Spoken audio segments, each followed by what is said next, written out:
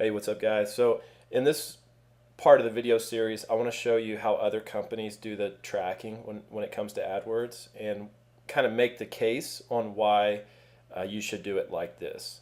So let's go to Google AdWords and let's search for like Groupon discounts.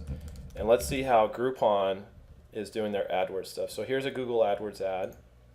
If I click on this ad, notice they have a UTM source up here that says Google. So they came from Google, that was the source.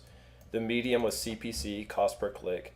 And then they have some campaign parameter here that, it's US and I don't know what all this gibberish means, but to Groupon, they know how to decode that, and that tells them exactly which ad and which campaign that I came from.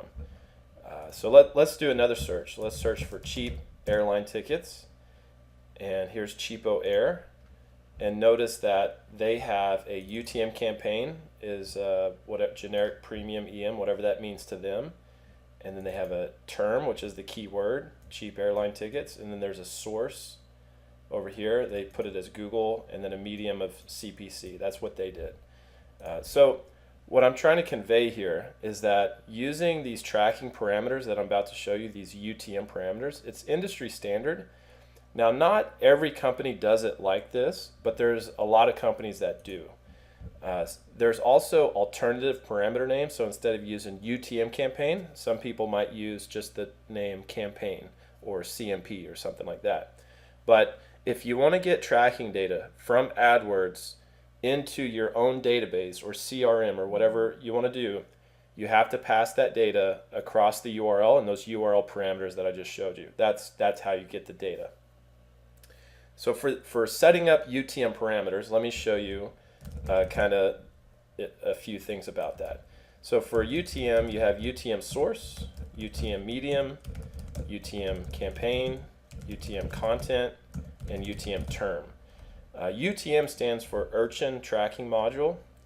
Urchin was a company that built basically the pretty good little tracking deal that Google has since acquired.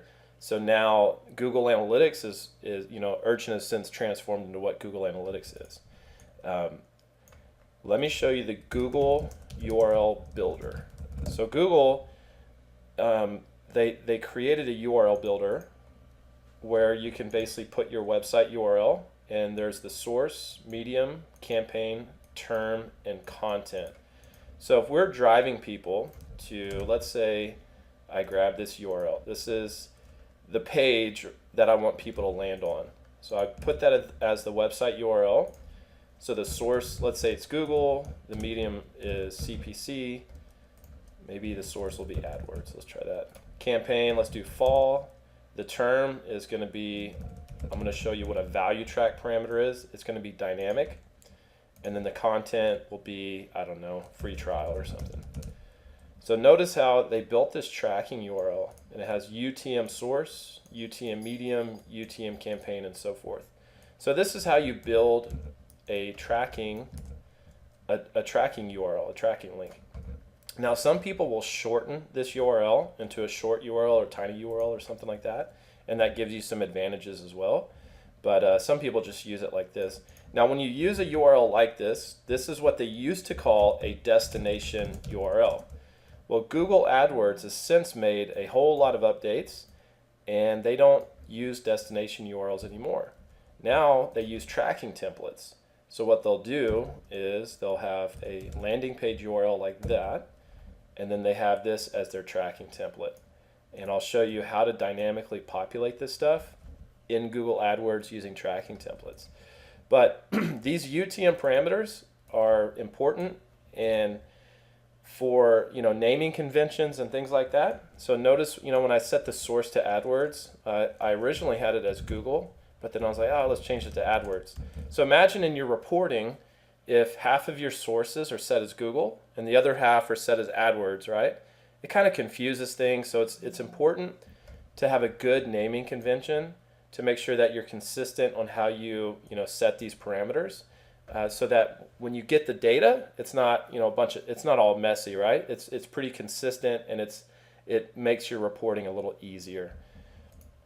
Also, these UTM parameters, you can use them in Google AdWords, you can use them in Bing, Facebook, and a bunch of other stuff. So let me just show you that real quick. So in Facebook, when you run a Facebook ad, here's a link here. So I'm not going to click on the ad because I don't want to cost them any money. But notice in the bottom, there's a UTM campaign, a UTM source, and a UTM medium.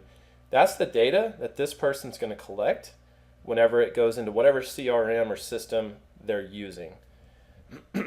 So hopefully I made the case on why you should build tracking URLs with UTM parameters and some of the best practices as far as being consistent with your patterns and naming.